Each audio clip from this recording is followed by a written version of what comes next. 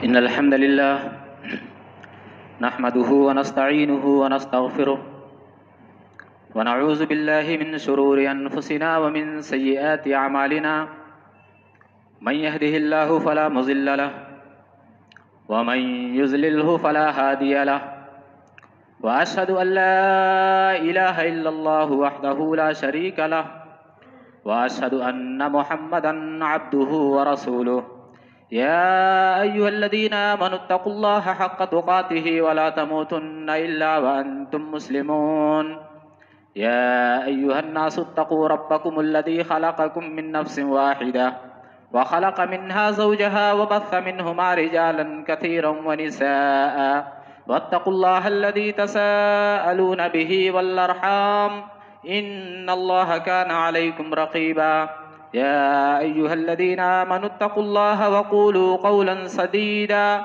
يصلح لكم أعمالكم ويغفر لكم ذنوبكم ومن يطع الله ورسوله فقد فاز فوزا عظيما أما بعد فإن خير الحديث كتاب الله وخير الهدى هدى محمد صلى الله عليه وسلم وشر الأمور محدثاتها وكل محدثة بدعة وكل بدعة ضلالة وكل ضلالة في النار فأعوذ بالله السميع العليم من الشيطان الرجيم من همزه ونفخه ونفسه بسم الله الرحمن الرحيم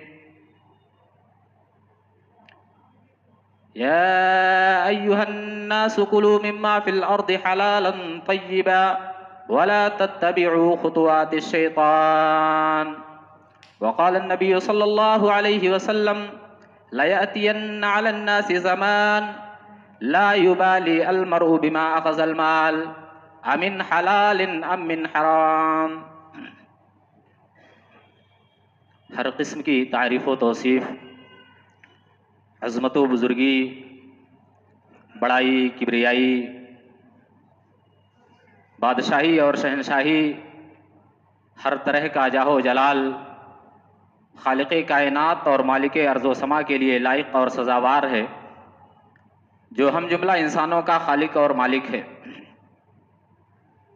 بعدہ درود و سلام کا نزول ہو اللہ رب العالمین کے تمام انبیاء پر، خصوصاً جناب محمد رسول اللہ صلی اللہ تعالی علیہ وآلہ وسلم پر، جن کو اللہ رب العالمین نے ہمارا رہبر اور معلم بنا کر اس دنیا میں مبعوث فرمایا. حاضرین گرامی،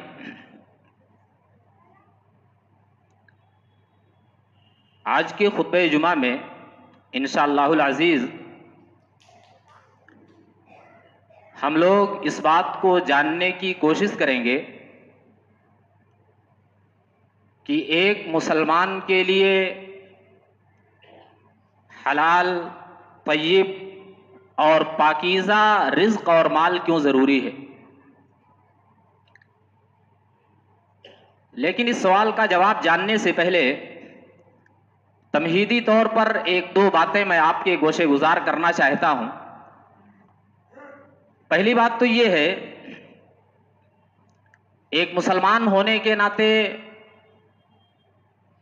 ہمیں یقین ہونا چاہیے، بلکہ ہمارا ایمان اور عقیدہ ہونا چاہیے کہ رزق دینے والا، مال و دولت سے نوازنے والا صرف اور صرف اللہ رب العالمین ہے. یہ اختیار اللہ رب العالمین نے اپنے بندوں میں سے کسی کو نہیں دیا. اللہ رب العالمین قرآن میں فرماتا ہے ان اللہ هو الرزاق ذو القوة المتین. انتہائی زیادہ صراحت کے ساتھ کھلے الفاظ میں اللہ رب العالمین نے اس بات کا اعلان کر دیا، ان اللہ هو الرزاق، روزی دینے والا اللہ ہے. روزی رسانی کا کام اللہ رب العالمین کا ہے، مال و دولت سے نوازنے والا صرف اور صرف اللہ رب العالمین ہے. یہ اختیار اللہ نے کسی اور بندے کو نہیں دیا ہے. ایک دوسری جگہ اللہ رب العالمین اپنے قرآن کے اندر ارشاد فرماتا ہے وَمَا مِن دَابَّةٍ فِي الْأَرْضِ إِلَّا عَلَى اللَّهِ رِزْقُهَا. اس زمین پر، اس روئے زمین پر رینگنے والی جتنی بھی چیزیں ہیں، اس زمین پر چلنے پھرنے والی، بود و باش اختیار کرنے والی، رہنے اور سہنے والی جتنی بھی چیزیں، جتنے بھی مخلوقات ہیں، چاہے انسانوں کی شکل میں، چاہے جناتوں کی شکل میں، چاہے جانوروں کی شکل میں، چاہے پرندوں کی شکل میں، چاہے جمادات کی شکل میں، چاہے شجر و حجر کی شکل میں، جتنی بھی مخلوقات اس روئے زمین پر زندگی گزار رہی ہیں، ہر ایک کی روزی کا مالک اللہ رب العالمین ہے۔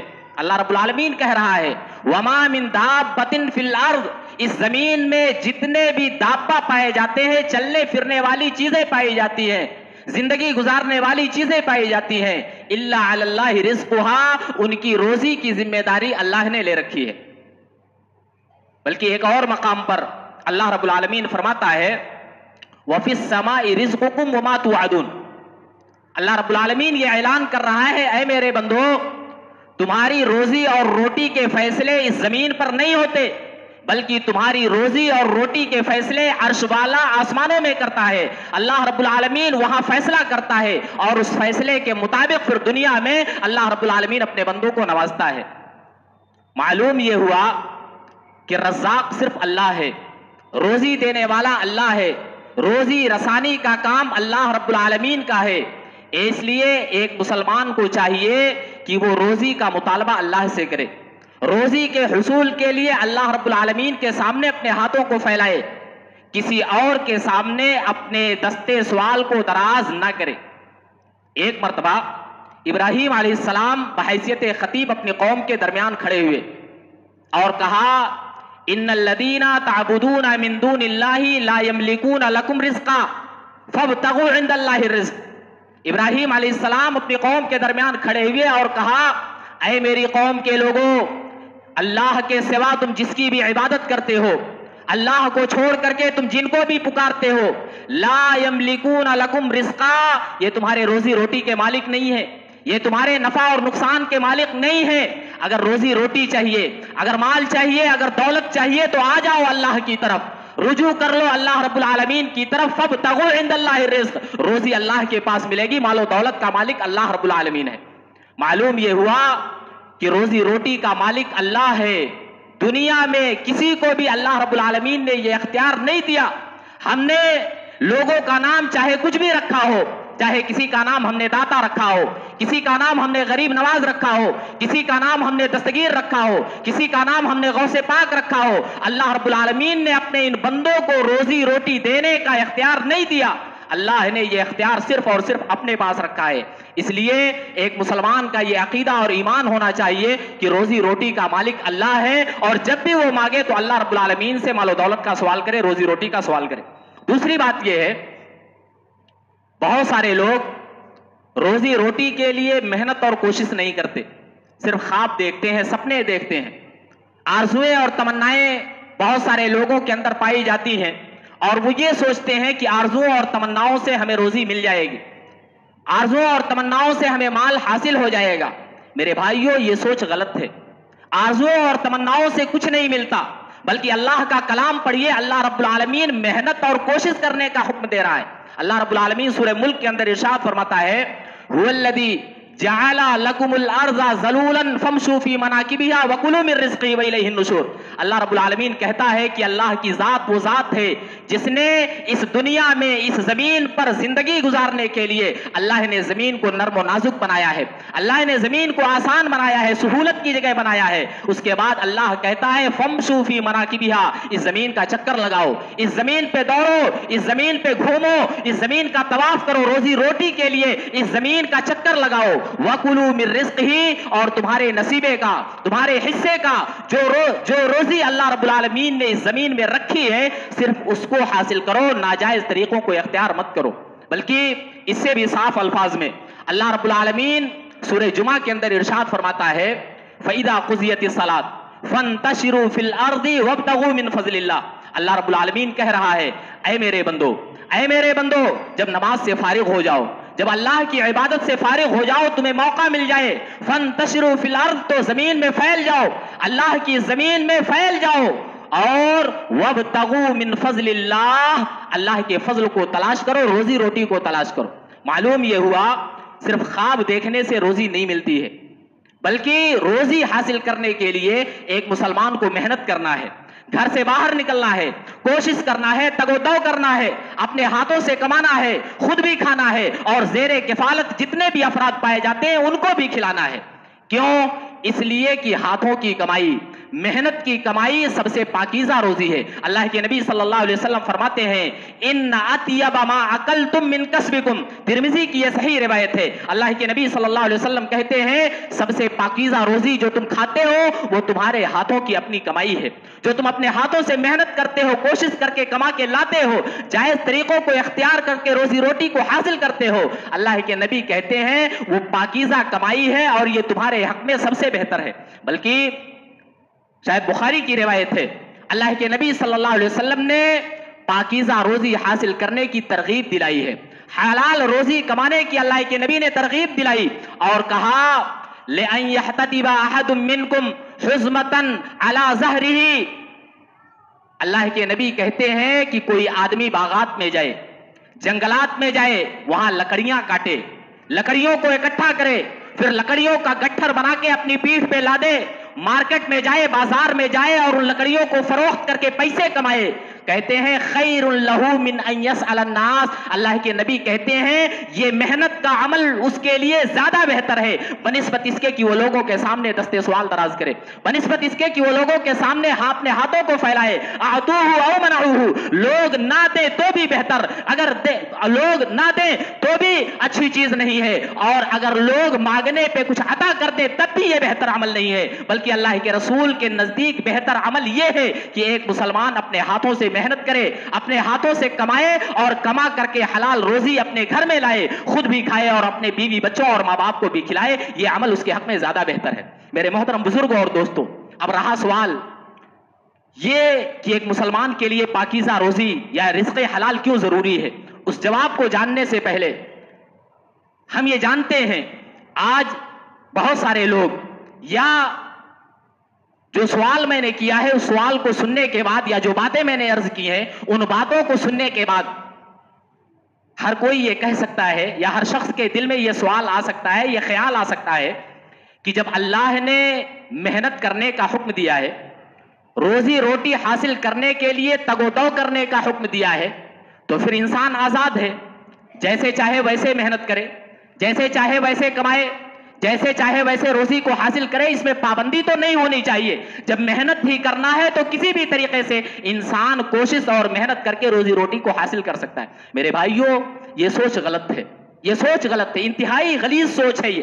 ایک مسلمان ہونے کے ناطے مسلمان آزاد نہیں، ایک مسلمان کبھی بھی آزادانہ زندگی نہیں گزار سکتا، ایک مسلمان کو اللہ رب العالمین نے آزاد نہیں رکھا، بلکہ مسلمان کو اللہ رب العالمین نے اس بات کا پابند بنایا ہے کہ اللہ رب العالمین نے جن چیزوں کو حلال قرار دیا ہے ان کو حاصل کرے، جو چیزیں پاک ہیں ان کی طلب اور جستجو کرے، اور جو ناجائز طریقے ہیں یا ناجائز اشیاء ہیں ان چیزوں سے ایک مسلمان اپنے دامن کو بچا کر کے رکھے۔ تو یہ سب سے پہلا جواب ہے۔ اللہ رب العالمین قرآن میں فرماتا ہے یا ایھا الناس، یا ایھا الناس کلوا مما فی الارض حلالا طیبا ولا تتبعوا خطوات الشیطان۔ رب العالمین یہ اعلان کر رہا ہے کہ اے میرے بندو، اے اس دنیا میں زندگی گزارنے والوں، کلوا مما فی الارض حلالا طیبا، اس دنیا میں جو پاک چیزیں ہیں، جو طیب چیزیں ہیں، جو پاکیزہ چیزیں ہیں، جو حلال چیزیں ہیں ان کو کھاؤ، ولا تتبعوا خطوات الشیطان، اور روزی روٹی کے حصول کے لیے ناجائز راستوں کو اختیار مت کرو،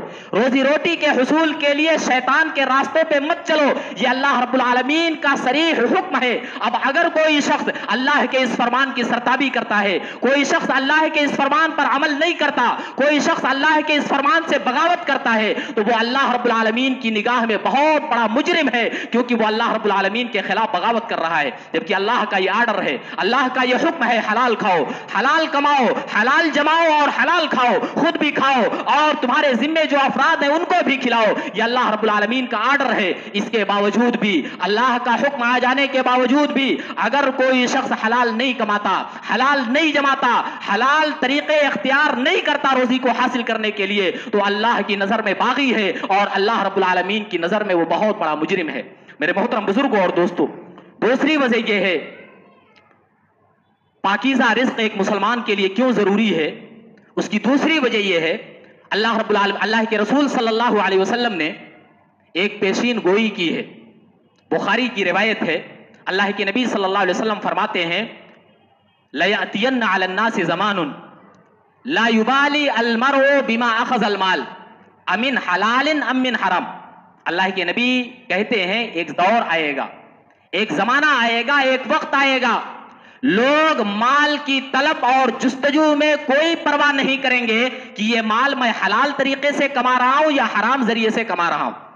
میرے بھائیوں، اس حدیث کو سامنے رکھو، تھوڑی دیر کے لیے نظر کو جھکا کر کے سنجیدگی کے ساتھ غور کرو اور سوچو، شاید آپ کو یہ بات محسوس ہو کہ شاید ہم اسی زمانے میں زندگی گزار رہے ہیں، ہم اسی زمانے میں جی رہے ہیں جس زمانے کی پیشین گوئی اللہ کے نبی صلی اللہ علیہ وسلم نے 1400 سال پہلے کی تھی۔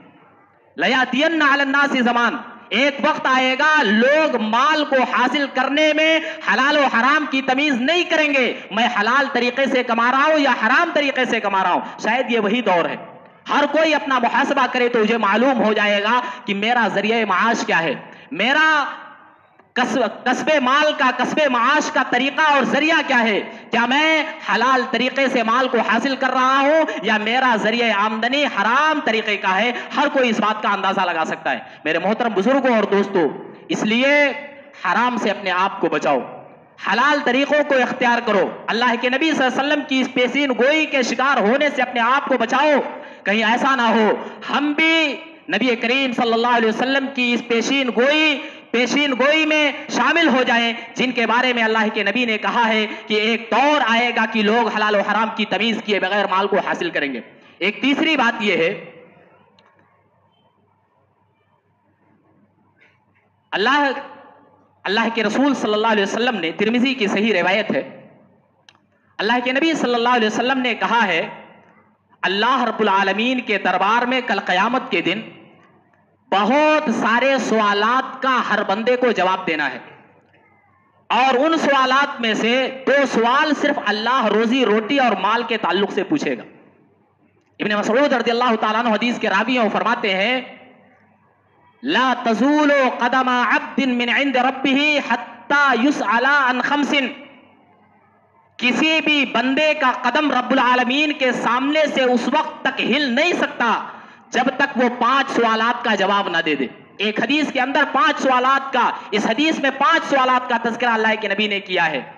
ان سوالات میں سے 2 سوال کیا ہوں گے؟ وَعَنْ مَالِهِ مِنْ أَيْنَ اكْتَسَبَهُ وَفِيمَا أَنْفَقَهُ، اللہ سوال کرے گا، پوچھے گا مال کے تعلق سے، مِنْ أَيْنَ اكْتَسَبَهُ، بتا یہ مال کہاں سے کمایا تھا، یہ مال کہاں سے حاصل کیا تھا، مال کو حاصل کرنے کا تیرا طریقہ جائز تھا یا ناجائز تھا، حرام طریقے سے مال تو نے کمایا ہے یا جائز طریقوں سے تو نے مال کمایا ہے، اللہ کے سامنے اس کا جواب دینا ہے۔ اور وفیما انفقہو، یہ بھی بتا کما کے جو لایا تھا اسے جائز راستوں میں خرچ کیا ہے یا ناجائز راستوں میں خرچ کیا ہے، حلال چیزوں میں خرچ کیا ہے یا حرام کاموں میں خرچ کیا ہے۔ یہ 2 سوال اللہ رب العالمین ہر بندے سے پوچھے گا جسے بھی اللہ رب العالمین نے مال و دولت سے نوازا ہے، نعمتوں سے نوازا ہے۔ ہر کسی کو اللہ رب العالمین کے سامنے ان 2 سوالوں کا جواب دینا ہے۔ ان 2 سوالوں کا جواب دیے بغیر کوئی بھی بندہ اللہ رب العالمین کے سامنے سے ٹس سے مس نہیں ہو سکتا، حرکت نہیں کر سکتا، ہل نہیں سکتا، بھاگ نہیں سکتا، اللہ رب العالمین کی پکڑ سے کبھی بچ نہیں سکتا ہے۔ اس لیے میرے مسلمان بھائیوں، اگر ان 2 سوالوں کا جواب تمہارے پاس تیار ہے تو پھر تمہاری زندگی تمہیں مبارک ہو، حلال اور جائز طریقے سے روزی کو حاصل کرنا تمہیں مبارک ہو۔ لیکن اگر حرام ذریعے آمدنی سے تم مال کو حاصل کرتے ہو، ناجائز طریقوں سے مال کو کماتے ہو، غلط راستوں سے مال کو حاصل کرنے کی کوشش کرتے ہو، طلب معاش میں ناجائز راستوں کو اختیار کرتے ہو، تو پھر یاد رکھنا یہ 2 سوال تم سے ہوگا، یہ 2 سوال تم سے ہوگا۔ ان دونوں سوالوں کا جواب تم ابھی سے تیار کر لو، تم ان 2 سوالوں کا جواب ابھی سے تیار کر لو، کیونکہ رب کے سامنے بغیر ان 2 سوالوں کا جواب دیے کوئی بھی بندہ اللہ رب العالمین کے سامنے سے ہٹ نہیں سکتا ہے۔ کیا؟ وَعَنْ مَالِهِ مِنْ أَيْنَ اكْتَسَبَهُ وَفِيمَا أَنْفَقَهُ، اللہ پوچھے گا مال کہاں سے کمایا اور کہاں پہ خرچ کیا ہے، پہلے اس سوال کا جواب دے دے، اس کے بعد تیرے لیے نجات ہے۔ اگر یہ سوال کا جواب تمہارے پاس تیار ہے تو ٹھیک ہے، اور اگر نہیں ہے تو ابھی سے ان دونوں سوال کا جواب دینے کی تیاری کر لو، اللہ رب العالمین نے ابھی بہت موقع دیا ہے۔ ایک چوتھی بات یہ ہے، ہم اور آپ بہت ساری مشکلات میں کبھی کبھی گھرتے ہیں، پریشانیاں ہمارے اوپر آتی ہیں، آفات و بلیات کا ہم شکار ہوتے ہیں، کبھی ذاتی پریشانی، کبھی گھریلو پریشانی، کبھی کاروبار کی پریشانی، تجارت کی پریشانی، اپنوں کی پریشانی، غیروں کی پریشانی، ملکی پریشانی، ملی پریشانی، ہر طرح کی پریشانیوں کا ہم شکار ہوتے ہیں، اور اس کے بعد ہم اللہ سے دعا مانگتے ہیں، اللہ سے دعا کرتے ہیں کہ اللہ ہمارے حالات کو بہتر بنا دے، اللہ ہماری پریشانیوں کو دور فرما دے، اللہ ہمیں مشکلات سے بچا لے. ہم دعائیں کرتے ہیں، بلکہ ہم خود بھی کرتے ہیں، لوگوں سے بھی کراتے ہیں. حرم مکی اور مدنی میں بھی ہاتھ اٹھا کے رو رو کر کے آنسو بہا کے اللہ کے دربار میں دعائیں مانگی جا رہی ہیں، لیکن ان دعاؤں کا اثر ہماری زندگیوں میں نظر نہیں آتا. کہیں ایسا تو نہیں کہ ہم لوگ اللہ کے نبی صلی اللہ علیہ وسلم کی اس حدیث کا شکار ہو گئے جس میں اللہ کے نبی صلی اللہ علیہ وسلم نے بیان کیا، مسلم شریف کی روایت ہے. اللہ کے نبی صلی اللہ علیہ وسلم فرماتے ہیں ان اللہ طیب لا يقبل الا طیبا وان اللہ امر به المرسلین بما امر به المؤمنین ثم ذکر الرجل اشعث اغبر يمد يديه الى السماء يقول یا ربی یا ربی ومطعمه حرام وملبسه حرام وغذی بالحرام فانا يستجاب له. اللہ کے نبی صلی اللہ علیہ وسلم کہتے ہیں کہ اللہ رب العالمین پاک ہے، اور پاک چیزوں ہی کو اللہ رب العالمین قبول فرماتا ہے، اور اللہ نے انبیاء کو بھی اسی چیز کا حکم دیا ہے جو اللہ نے عام لوگوں کو دیا ہے. وہ حکم کیا ہے؟ کلوا من الطیبات ما رزقناکم، پاکیزہ روزی کھاؤ، پاک اور حلال رزق کو حاصل کرو اور اسی کو کھاؤ. اس کے بعد اللہ کے نبی صلی اللہ علیہ وسلم ایک آدمی کا تذکرہ کرتے ہیں، کہتے ہیں ایک آدمی ہے، پراگندہ اس کے بال ہیں، غلیظ اس کے کپڑے ہیں، وہ مسافر آدمی دور دراز کا سفر کر رہا ہے، پریشانی کے عالم میں ہے، اور اس حالت میں اپنے ہاتھوں کو آسمان کی طرف اٹھاتا ہے اور کہتا ہے یا ربی یا ربی یا ربی، اے میرے پروردگار مجھے معاف فرما دے، اے میرے پروردگار میرے اوپر رحم فرما، اے اللہ میں مجبور ہوں، پریشان حال ہوں، میری پریشانیوں کو دور فرما دے. لیکن نتیجہ اس کا صفر نظر آتا ہے، اللہ اس کی دعا کو قبول نہیں کرتا. حالانکہ مسافر کی دعا قبول ہوتی ہے، روزے دار کی دعا قبول ہوتی ہے، ماں باپ کی دعا قبول ہوتی ہے، مظلوم کی دعا اللہ رب العالمین کبھی رد نہیں کرتا. یہ وہ لوگ ہیں جو مستجاب الدعوات ہیں. لیکن سفر کی حالت میں ایک آدمی پریشان حال ہے اور آسمان کی طرف اپنے دونوں ہاتھوں کو اٹھا کر کے یا ربی کرتا ہے، اے میرے پروردگار، اے میرے پروردگار میرے اوپر رحم فرما. لیکن اس کی دعا عرش پر نہیں جاتی، اللہ رب العالمین اس کی دعا کو قبول نہیں کرتا، اس کی دعا کو اللہ واپس لوٹا دیتا ہے، مسترد کر دیتا ہے. کیوں؟ اللہ کے نبی کہتے ہیں مطعمہ حرام، کھانا اس کا حرام کا ہے، ملبسہ حرام، اس کا لباس حرام کا ہے، مشربہ حرام، اس کا پانی حرام کا ہے، غذی بالحرام، پوری باڈی حرام کھا کھا کے پلی ہے. فانا یستجاب لہ، دعا کیسے قبول ہوگی؟ دعا کیسے قبول ہوگی؟ میرے بھائیو ذرا غور کرو اس حدیث پر، اس حدیث پہ غور کرو. کتنی پریشانیاں ہماری زندگیوں میں آتی ہیں، آ رہی ہیں، کتنی پریشانیاں آج ہمارے سروں پہ کھڑی ہیں، ملکی ہو، ملی ہو، تنظیمی ہو، ذاتی ہو، گھریلو ہو، کاروبار کی ہر طرح کی پریشانیاں ہمارے سروں پہ منڈرا رہی ہیں. ہم بھی رو رہے ہیں، اللہ کے سامنے ہاتھوں کو پھیلا رہے ہیں، گڑ گڑا رہے ہیں، آنسو بہا رہے ہیں، اللہ سے دعائیں مانگ رہے ہیں، اے اللہ ہمارے حالات کو بہتر کر دے، اے اللہ ہمارے حالات کو بہتر کر دے، اے اللہ ہمیں پریشانیوں سے نجات دے دے.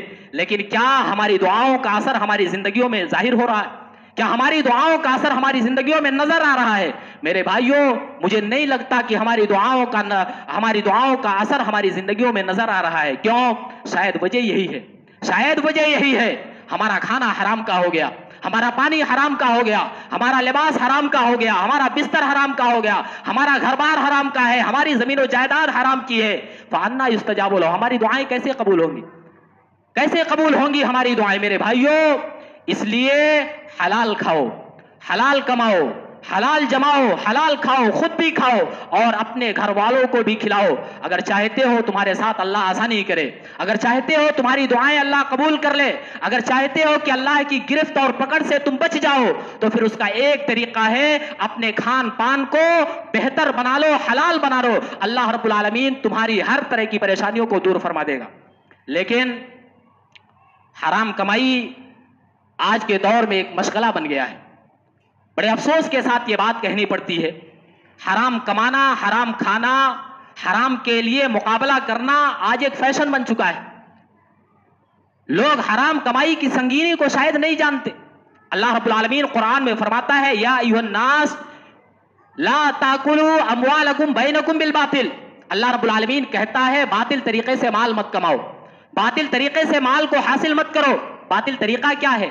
ہر طرح کا ناجائز طریقہ جو شریعت کے خلاف ہو وہ باطل ہے.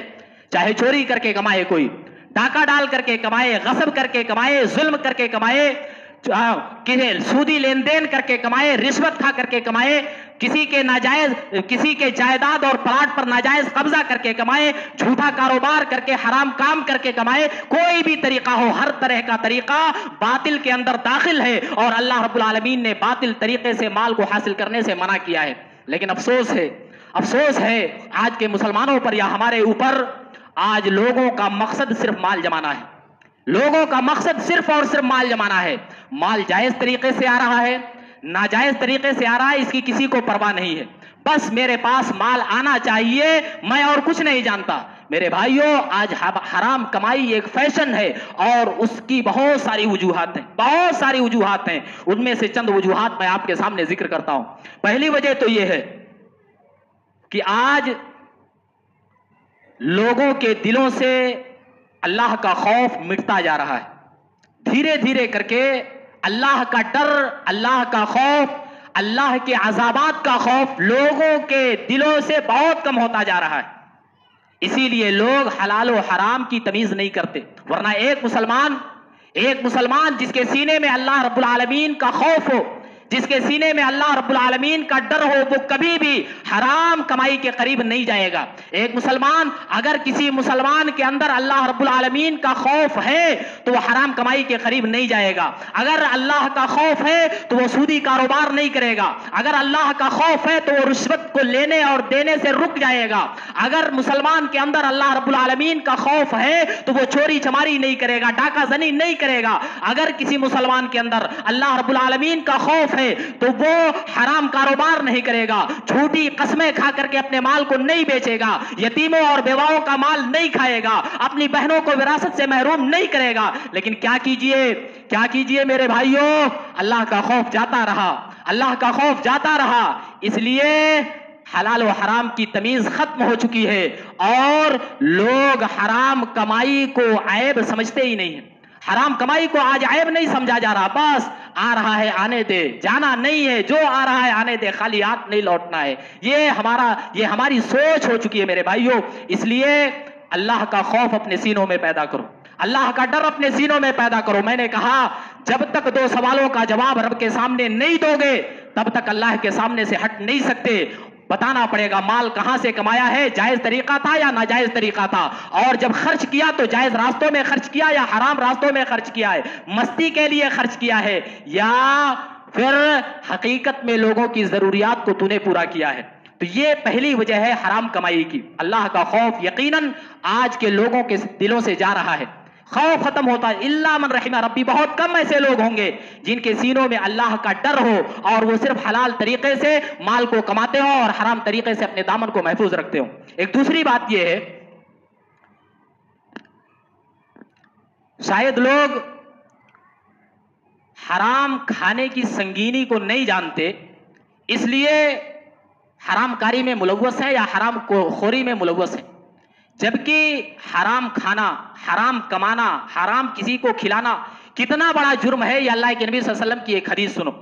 اللہ کے نبی صلی اللہ علیہ وسلم فرماتے ہیں لا يدخل الجنت جسم نبت من سحت والنار اولی لہ. شاید ترمذی کی صحیح روایت ہے.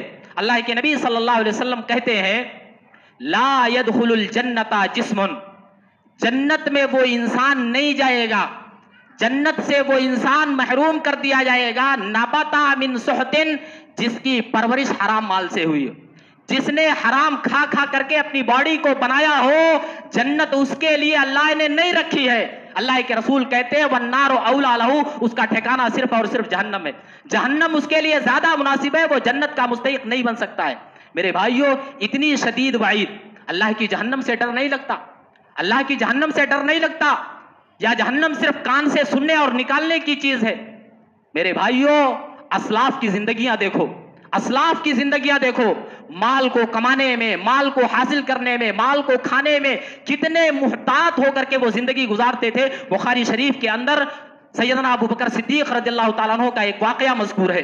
وہ کہتے ہیں ایک دن صدیق اکبر کا کوئی غلام کھانا لے کر کے آیا. صدیق اکبر نے اس کو کھا لیا، کھلا دیا، کھا لیا۔ اس کے بعد وہ غلام پوچھتا ہے کہ اے ابو بکر صدیق رضی اللہ تعالیٰ عنہ، کیا آپ کو معلوم ہے یہ جو کھانا آپ نے کھایا ہے یہ کہاں سے آیا ہے، یہ کیسا کھانا ہے؟ ابو بکر صدیق رضی اللہ تعالیٰ عنہ نے کہا نہیں مجھے تو نہیں معلوم، تم خود بتاؤ یہ کیسا کھانا ہے۔ کہا میں نے جاہلیت کے زمانے میں ایک آدمی کے لیے کہانت کی تھی، جوتشی کا کام کیا تھا، میں نے ایک آدمی کے لیے کہانت کی تھی، مستقبل کی خبریں ایک آدمی کو بتایا تھا، حالانکہ مجھے کہانت نہیں آتی تھی، میں اسے دھوکہ دینے میں کامیاب ہو گیا، اس کے ساتھ میں نے کہانت کی، اتفاق سے راستہ چلتے ہوئے آج اس سے ملاقات ہو گئی، اس نے یہ مال مجھ کو دیا ہے جسے آپ نے بھی کھا لیا۔ جانتے ہو ابو بکر صدیق نے کیا کیا؟ جانتے ہو کیا کیا؟ فوراً اپنی انگلی کو اپنی حلق میں ڈالا اور جتنا کھایا تھا سب طے کر دیا، سب باہر نکال دیا، اور کہا اگر صدیق اکبر کی اس عمل میں جان بھی چلی جاتی تو صدیق اکبر اس کی پرواہ نہیں کرتا، اسے باہر ضرور نکالتا۔ ہم بھی یہ سوچ رکھتے ہیں؟ ہمارے یہاں بھی یہ سوچ پائی جاتی ہے؟ کیا ہم بھی حلال و حرام کی تمیز کر کے لقمہ اپنے منہ میں ڈالتے ہیں، پانی اپنے منہ میں ڈالتے ہیں؟ میرے بھائیوں آج یہ تمیز ہمارے یہاں نہیں پائی جاتی، کیوں؟ اس لیے کہ ہم اللہ رب العالمین کی جہنم کو شاید بھول چکے، عذاب قبر کو ہم بھول گئے، اللہ کے وہ عذابات جو اللہ نے جہنم میں تیار کر کے رکھے ہیں شاید ہم صرف سنتے ہیں اور سننے کے بعد اس کو اپنے ذہنوں سے نکال دیتے ہیں اور اپنی مستی کی زندگی گزارتے ہیں۔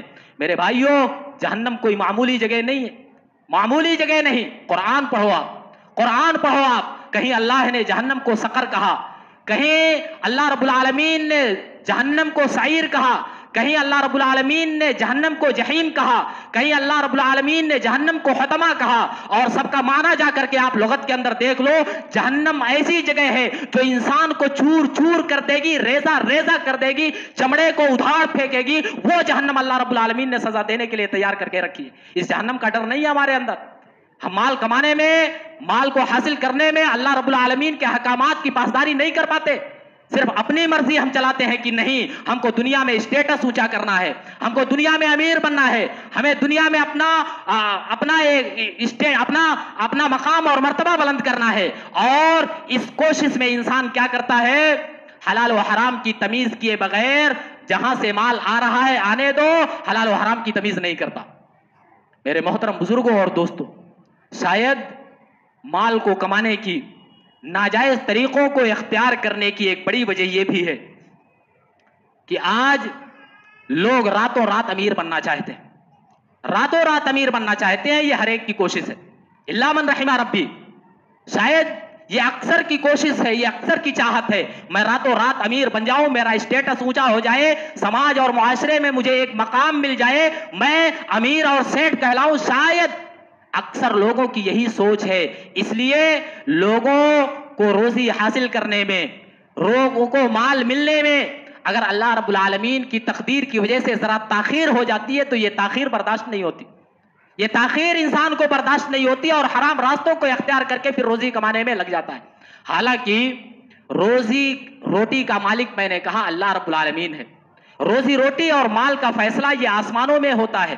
اللہ رب العالمین جس کو چاہتا ہے کم دیتا ہے، جس کو چاہتا ہے زیادہ دیتا ہے، جسے چاہتا ہے امیر بناتا ہے، جسے چاہتا ہے غریب بناتا ہے، یہ اللہ رب العالمین کے اختیار میں ہے۔ اللہ رب العالمین قرآن میں فرماتا ہے نحن قسمنا بینہم معیشتہم فی الحیات الدنیا، اللہ رب العالمین کہتا ہے روزی روٹی تقسیم کرنے کا اختیار میرے ہاتھ میں ہے، روزی روٹی میں تقسیم کرتا ہوں، مال میں تقسیم کرتا ہوں، جس کو چاہے زیادہ دوں، جس کو چاہے کم دوں۔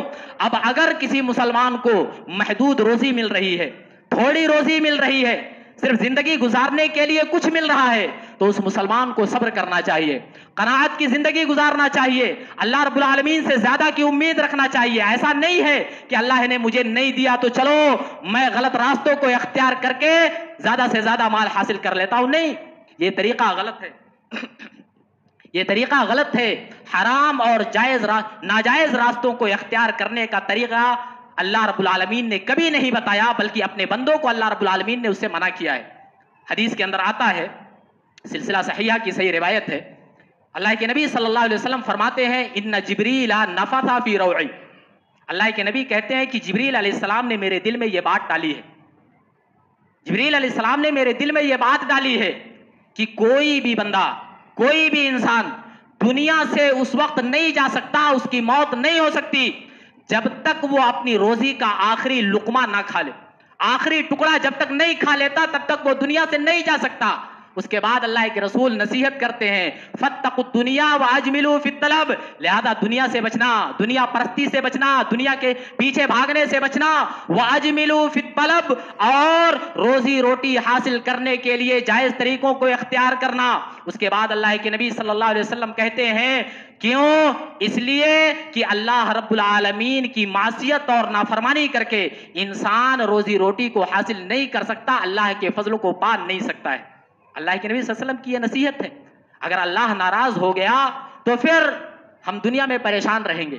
اگر ہمارا رب ہم سے ناخوش ہو گیا، اگر ہمارا رب ہم سے ناراض ہو گیا تو یہ بات یاد رکھو ہماری پریشانیاں کبھی بھی ختم نہیں ہو سکتی ہیں۔ لیکن اگر ہم نے اللہ رب العالمین کو راضی رکھا، اللہ رب العالمین کو خوش رکھا، اللہ رب العالمین کے لاڈلے اور چہیتے ہم بنے رہے، تو اللہ رب العالمین کا یہ وعدہ ہے کہ اللہ رب العالمین تمہارے دامن کو روزی سے بھر دے گا۔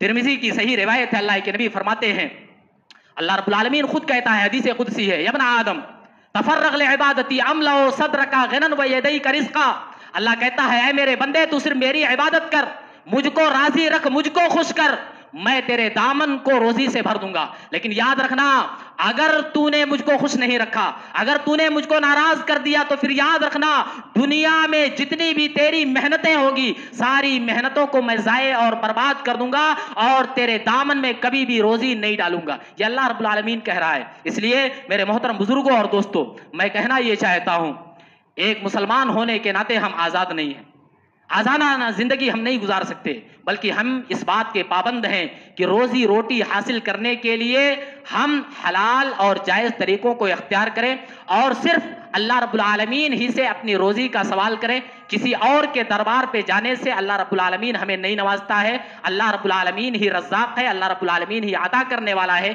اس ایمان اور عقیدے کے ساتھ ہم اللہ رب العالمین کے سامنے دست سوال کو دراز کریں، انشاءاللہ العظیم اللہ رب العالمین ہماری ساری پریشانیوں کو دور فرمائے گا۔ اللہ رب العالمین سے دعا ہے کہ اللہ رب العالمین مجھے اور آپ کو حلال اور جائز طریقوں سے رزق حاصل کرنے کی توفیق عطا فرمائے۔